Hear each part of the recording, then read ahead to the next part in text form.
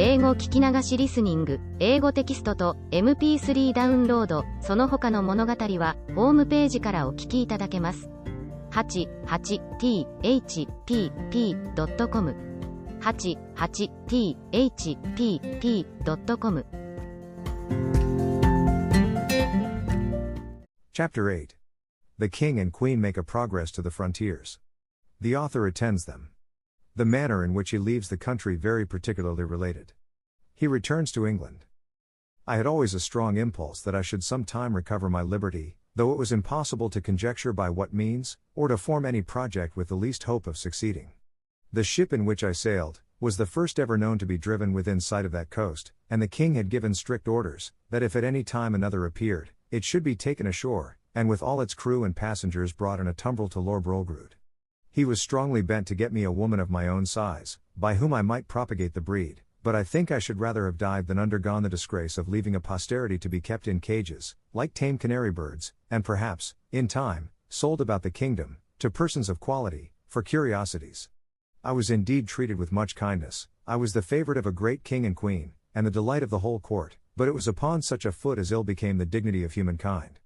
I could never forget those domestic pledges I had left behind me.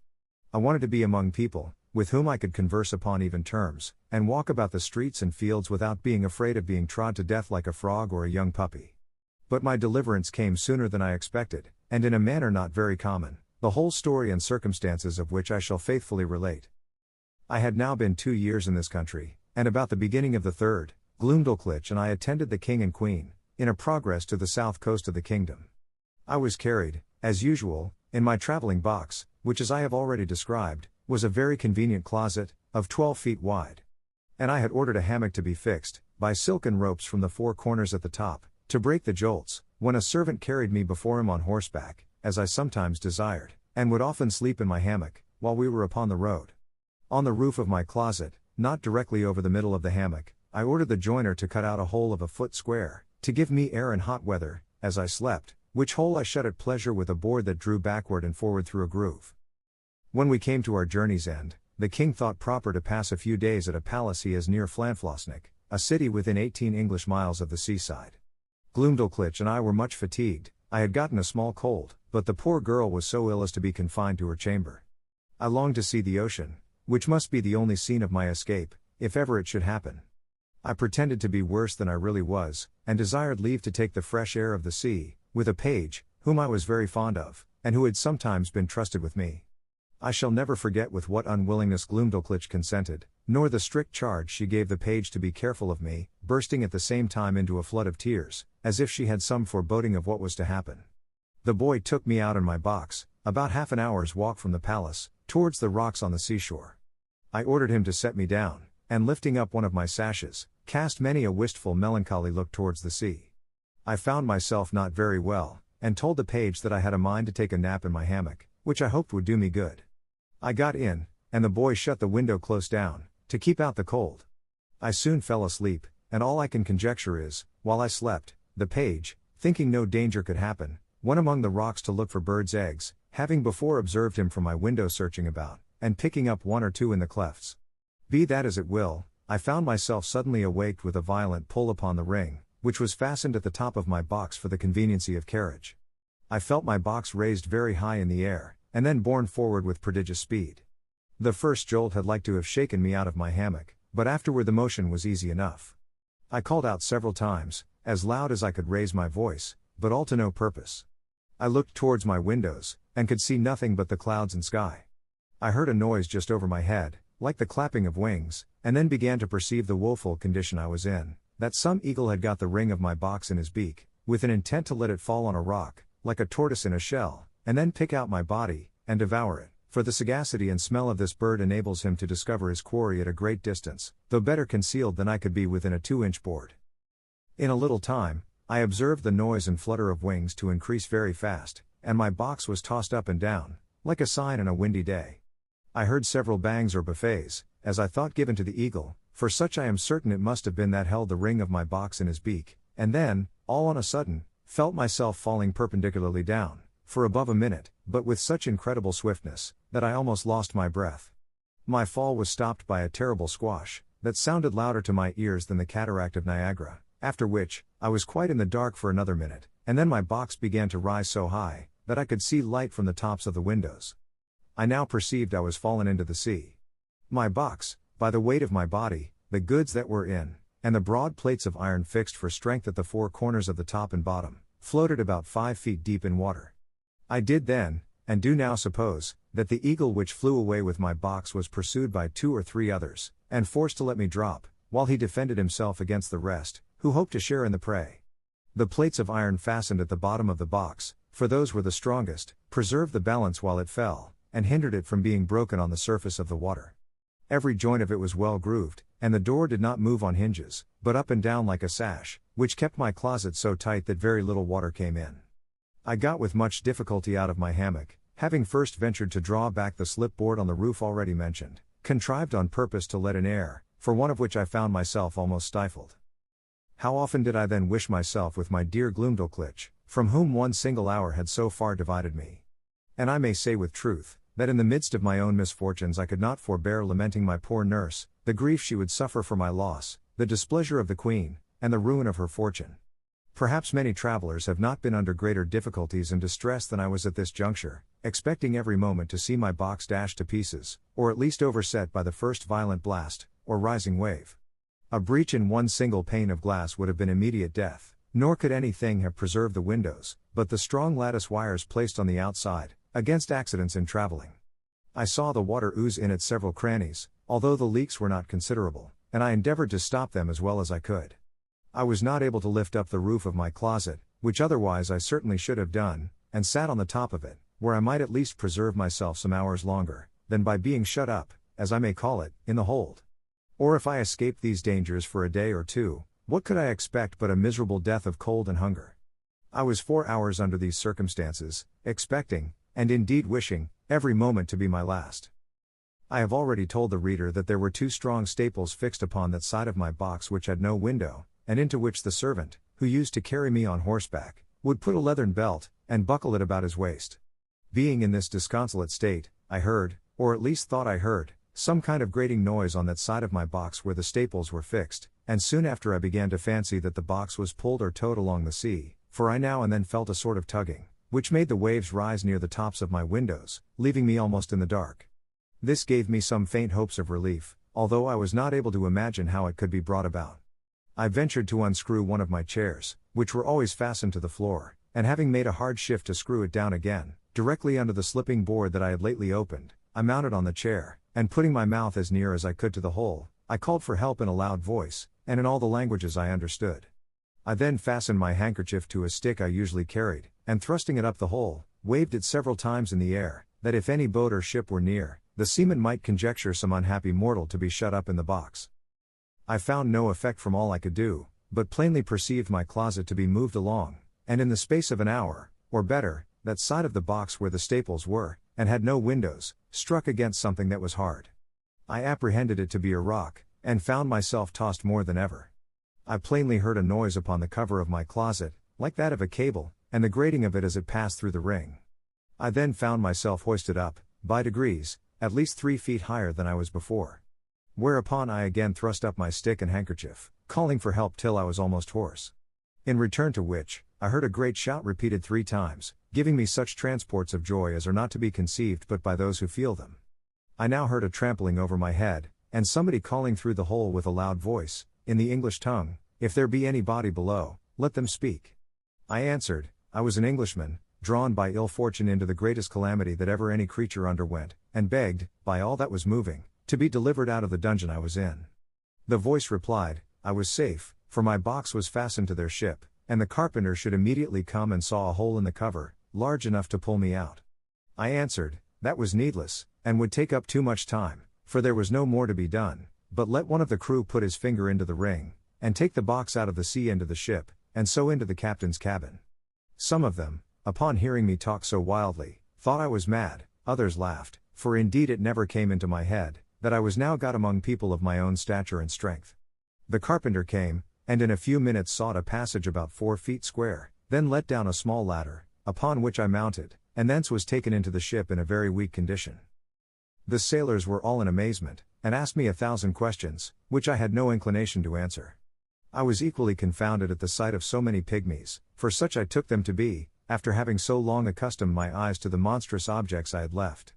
But the captain, Mr. Thomas Wilcox, an honest worthy Shropshire man, observing I was ready to faint, took me into his cabin, gave me a cordial to comfort me, and made me turn in upon his own bed, advising me to take a little rest, of which I had great need. Before I went to sleep, I gave him to understand that I had some valuable furniture in my box, too good to be lost, a fine hammock, a handsome field bed, 2 chairs, a table, and a cabinet, that my closet was hung on all sides, or rather quilted, with silk and cotton, that if he would let one of the crew bring my closet into his cabin, I would open it there before him, and show him my goods. The captain, hearing me utter these absurdities, concluded I was raving. However, I suppose to pacify me, he promised to give order as I desired, and going upon deck, sent some of his men down into my closet, whence, as I afterwards found, they drew up all my goods, and stripped off the quilting, but the chairs, cabinet, and bedstead, being screwed to the floor, were much damaged by the ignorance of the seamen, who tore them up by force. Then they knocked off some of the boards for the use of the ship, and when they had got all they had a mind for, let the hull drop into the sea, which by reason of many breaches made in the bottom and sides, sunk to rights. And, indeed, I was glad not to have been a spectator of the havoc they made, because I am confident it would have sensibly touched me, by bringing former passages into my mind, which I would rather have forgot. I slept some hours, but perpetually disturbed with dreams of the place I had left, and the dangers I had escaped. However, upon waking, I found myself much recovered. It was now about 8 o'clock at night, and the captain ordered supper immediately, thinking I had already fasted too long. He entertained me with great kindness, observing me not to look wildly, or talk inconsistently, and, when we were left alone, desired I would give him a relation of my travels, and by what accident I came to be set adrift, in that monstrous wooden chest. He said that about 12 o'clock at noon, as he was looking through his glass, he spied it at a distance, and thought it was a sail, which he had a mind to make, being not much out of his course, in hopes of buying some biscuit, his own beginning to fall short. That upon coming nearer, and finding his error, he sent out his longboat to discover what it was, that his men came back in a fright, swearing they had seen a swimming house. That he laughed at their folly, and went himself in the boat, ordering his men to take a strong cable along with them. That the weather being calm, he rowed round me several times, observed my windows and wire lattices that defended them. That he discovered 2 staples upon one side, which was all of boards, without any passage for light. He then commanded his men to row up to that side, and fastening a cable to one of the staples, ordered them to tow my chest, as they called it, toward the ship. When it was there, he gave directions to fasten another cable to the ring fixed in the cover, and to raise up my chest with pulleys, which all the sailors were not able to do above 2 or 3 feet, he said. They saw my stick and handkerchief thrust out of the hole, and concluded that some unhappy man must be shut up in the cavity. I asked whether he or the crew had seen any prodigious birds in the air, about the time he first discovered me. To which he answered, that discoursing this matter with the sailors while I was asleep, one of them said, he had observed 3 eagles flying towards the north, but remarked nothing of their being larger than the usual size, which I suppose must be imputed to the great height they were at, and he could not guess the reason of my question. I then asked the captain, how far he reckoned we might be from land. He said, by the best computation he could make, we were at least 100 leagues. I assured him, that he must be mistaken by almost half, for I had not left the country whence I came above 2 hours before I dropped into the sea. Whereupon he began again to think that my brain was disturbed, of which he gave me a hint, and advised me to go to bed in a cabin he had provided. I assured him, I was well refreshed with his good entertainment and company, and as much in my senses as ever I was in my life. He then grew serious, and desired to ask me freely, whether I were not troubled in my mind by the consciousness of some enormous crime, for which I was punished, at the command of some prince, by exposing me in that chest, as great criminals, in other countries, have been forced to sea in a leaky vessel, without provisions, for although he should be sorry to have taken so ill a man into his ship, yet he would engage his word to set me safe ashore, in the first port where we arrived. He added, that his suspicions were much increased by some very absurd speeches I had delivered at first to his sailors, and afterwards to himself, in relation to my closet or chest, as well as by my odd looks and behavior while I was at supper. I begged his patience to hear me tell my story, which I faithfully did, from the last time I left England, to the moment he first discovered me. And, as truth always forces its way into rational minds, so this honest worthy gentleman, who had some tincture of learning, and very good sense, was immediately convinced of my candor and veracity. But further to confirm all I had said, I entreated him to give order that my cabinet should be brought, of which I had the key in my pocket, for he had already informed me how the seaman disposed of my closet. I opened it in his own presence, and showed him the small collection of rarities I made in the country from which I had been so strangely delivered. There was the comb I had contrived out of the stumps of the king's beard, and another of the same materials, but fixed into a paring of Her Majesty's thumbnail, which served for the back. There was a collection of needles and pins, from a foot to half a yard long, 4 wasp stings, like joiner's tacks, some combings of the Queen's hair, a gold ring, which one day she made me a present of, in a most obliging manner, taking it from her little finger, and throwing it over my head like a collar. I desired the captain would please to accept this ring in return for his civilities, which he absolutely refused. I showed him a corn that I had cut off with my own hand, from a maid of honor's toe. It was about the bigness of Kentish pippin, and grown so hard, that when I returned to England, I got it hollowed into a cup, and set in silver. Lastly, I desired him to see the breeches I had then on, which were made of a mouse's skin. I could force nothing on him but a footman's tooth, which I observed him to examine with great curiosity, and found he had a fancy for it. He received it with abundance of thanks, more than such a trifle could deserve. It was drawn by an unskilful surgeon, in a mistake, from one of Glumdalclitch's men, who was afflicted with the toothache, but it was as sound as any in his head. I got it cleaned, and put it into my cabinet. It was about a foot long, and 4 inches in diameter. The captain was very well satisfied with this plain relation I had given him, and said, he hoped, when we returned to England, I would oblige the world by putting it on paper, and making it public. My answer was, that we were overstocked with books of travels, that nothing could now pass which was not extraordinary, wherein I doubted some authors less consulted truth, than their own vanity, or interest, or the diversion of ignorant readers, that my story could contain little beside common events, without those ornamental descriptions of strange plants, trees, birds, and other animals, or of the barbarous customs and idolatry of savage people, with which most writers abound. However, I thanked him for his good opinion, and promised to take the matter into my thoughts. He said he wondered at one thing very much, which was, to hear me speak so loud, asking me whether the king or queen of that country were thick of hearing. I told him, it was what I had been used to for above 2 years past, and that I admired as much at the voices of him and his men, who seemed to me only to whisper, and yet I could hear them well enough. But, when I spoke in that country, it was like a man talking in the streets, to another looking out from the top of a steeple, unless when I was placed on a table, or held in any person's hand. I told him, I had likewise observed another thing, that, when I first got into the ship, and the sailors stood all about me, I thought they were the most little contemptible creatures I had ever beheld. For indeed, while I was in that prince's country, I could never endure to look in a glass, after my eyes had been accustomed to such prodigious objects, because the comparison gave me so despicable a conceit of myself. The captain said, that while we were at supper, he observed me to look at everything with a sort of wonder, and that I often seemed hardly able to contain my laughter, which he knew not well how to take, but imputed it to some disorder in my brain. I answered, it was very true, and I wondered how I could forbear, when I saw his dishes of the size of a silver threepence, a leg of pork hardly a mouthful, a cup not so big as a nutshell, and so I went on, describing the rest of his household stuff and provisions, after the same manner. For, although the Queen had ordered a little equipage of all things necessary for me, while I was in her service, yet my ideas were wholly taken up with what I saw on every side of me, and I winked at my own littleness, as people do at their own faults.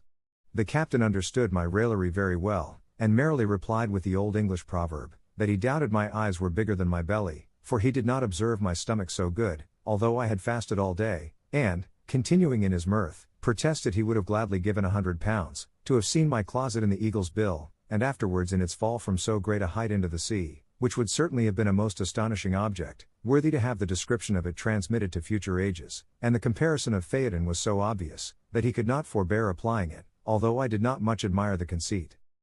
The captain, having been at Tonquin, was, in his return to England, driven northeastward to the latitude of 44 degrees, and longitude of 143. But meeting a trade wind 2 days after I came on board him, we sailed southward a long time, and coasting New Holland, kept our course west-southwest, and then south-southwest, till we doubled the Cape of Good Hope. Our voyage was very prosperous, but I shall not trouble the reader with a journal of it. The captain called in at 1 or 2 ports, and sent in his longboat for provisions and fresh water, but I never went out of the ship till we came into the Downs, which was on the 3rd day of June, 1706, about 9 months after my escape. I offered to leave my goods in security for payment of my freight, but the captain protested he would not receive 1 farthing. We took a kind leave of each other, and I made him promise he would come to see me at my house in Redriff. I hired a horse and guide for 5 shillings, which I borrowed of the captain. As I was on the road, observing the littleness of the houses, the trees, the cattle, and the people, I began to think myself in Lilliput. I was afraid of trampling on every traveler I met, and often called aloud to have them stand out of the way, so that I had like to have gotten 1 or 2 broken heads for my impertinence. When I came to my own house, for which I was forced to inquire, one of the servants opening the door, I bent down to go in, like a goose under a gate, for fear of striking my head. My wife ran out to embrace me, but I stooped lower than her knees, thinking she could otherwise never be able to reach my mouth. My daughter kneeled to ask my blessing, but I could not see her till she arose, having been so long used to stand with my head and eyes erect to above 60 feet, and then I went to take her up with one hand by the waist. I looked down upon the servants, and 1 or 2 friends who were in the house, as if they had been pygmies and I a giant. I told my wife, she had been too thrifty, for I found she had starved herself and her daughter to nothing. In short, I behaved myself so unaccountably, that they were all of the captain's opinion when he first saw me, and concluded I had lost my wits. This I mention as an instance of the great power of habit and prejudice. In a little time, I and my family and friends came to a right understanding, but my wife protested I should never go to sea any more, although my evil destiny so ordered, that she had not power to hinder me, as the reader may know hereafter. In the meantime, I here conclude the second part of my unfortunate voyages. 英語聞き流しリスニング、英語テキストと MP3 ダウンロード、その他の物語は、ホームページからお聞きいただけます。88thpp.com 88thpp.com